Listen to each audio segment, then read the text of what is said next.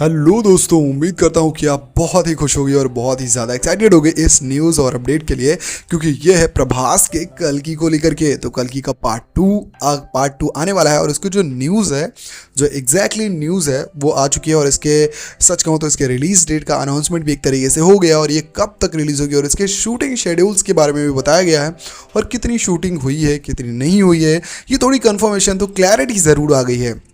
तो चलिए आप बात करते हैं। जैसे हम सबको पता है कि प्रभास की जो कल्कि का पार्ट 1 था वो ऑलरेडी बहुत ज़्यादा सुपर डुपर हिट है और मुझे बहुत बढ़िया पसंद आई, क्योंकि एक नया एक्सपेरिमेंट था और कुछ नया देखने को मिला इंडियन सिनेमा में। और ख़ास करके जो महाभारत से जो उठाया है कर्ण का कैरेक्टर, वो तो भाई ज़बरदस्त है, एकदम कमाल का है।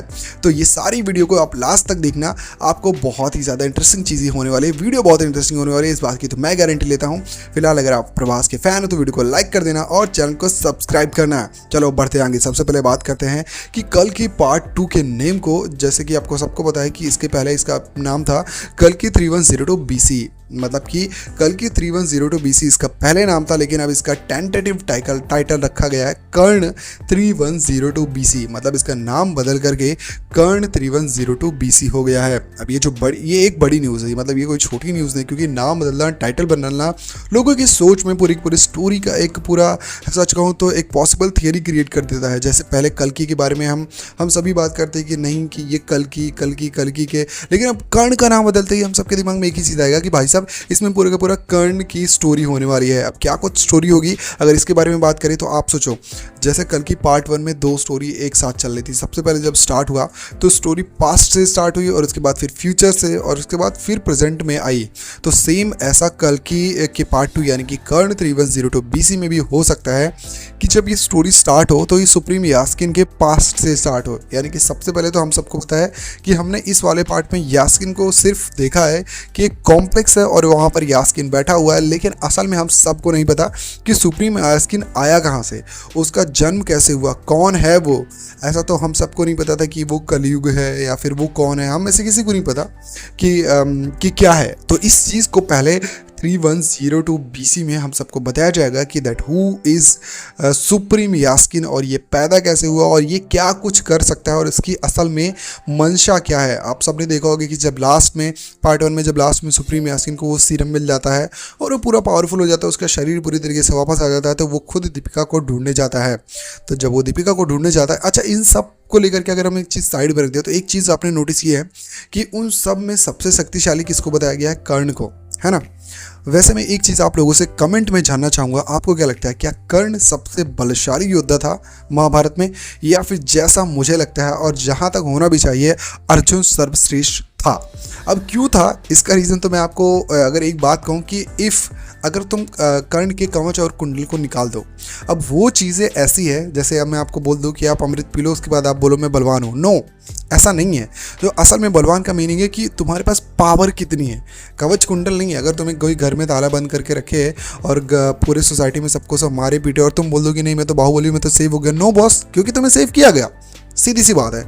अब मैं ऐसा नहीं बोला कि कर्ण वॉज नॉट पावरफुल, बहुत पावरफुल था वो, लेकिन तुलना नहीं की जा सकती है कर्ण की और अर्जुन की या फिर किसी भी योद्धा की, क्योंकि अगर आप कर्ण की तुलना कर रहे हो तो ऑलरेडी आप कर्ण की बेइज्जती कर रहे हो, और अगर आप अर्जुन से कर्ण की कर रहे हो तो भाई साहब आप कृष्ण भगवान के ऊपर उनके जो डिसीजंस हैं उनके ऊपर आप उंगली उठा रहे हो। तो वो सब चीज़ों को हम साइड में रख देते हैं।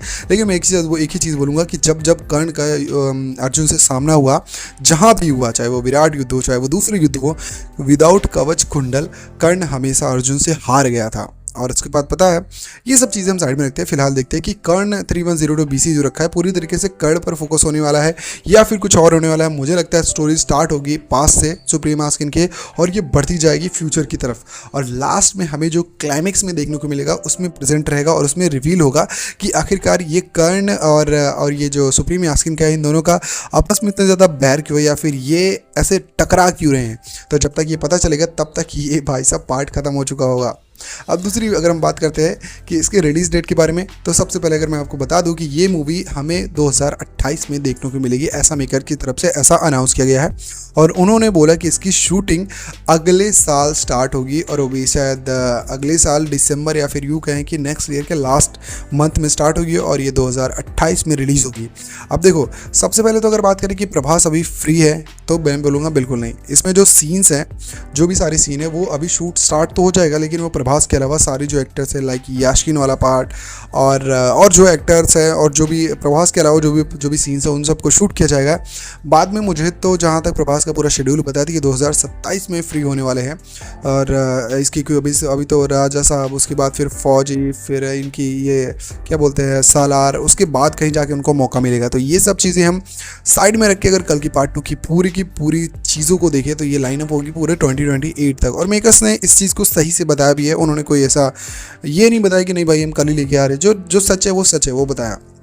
तो अब इन सब चीज़ों को हमने जान लिया। देखो, एक चीज़ थी पहले, जब हम सबको अभी न्यूज़ आई थी कि 50% शूटिंग कंप्लीट कर लिया, नहीं, मैं जो इसके डायरेक्टर हैं उन्होंने बताया कि शूटिंग 50% नहीं, एक्चुअली हमने वो शूट किया जिसमें काफ़ी बड़े सीन्स नहीं थे, यानी कि छोटे सीन्स थे, उन सबको हमने शूट कर लिया, लेकिन जो बड़े सीन्स है वो अभी बाकी है। तो ऑलरेडी हम सबको पता है कि बड़े सीन्स मतलब कि मेन सीन वही होगा जो अभी बाकी है। और दूसरा कि VFX का काफ़ी ज़्यादा इस्तेमाल होने वाला है, तो उसमें टाइम तो लगेगा ही। चाहे आप देख लो SSMB 29 में भी कितना सारा टाइम लग रहा है, अभी उसकी शूटिंग स्टार्ट होने वाली है इस साल के अंत में, उसमें भी VFX का तगड़ा इस्तेमाल किया जाने वाला है।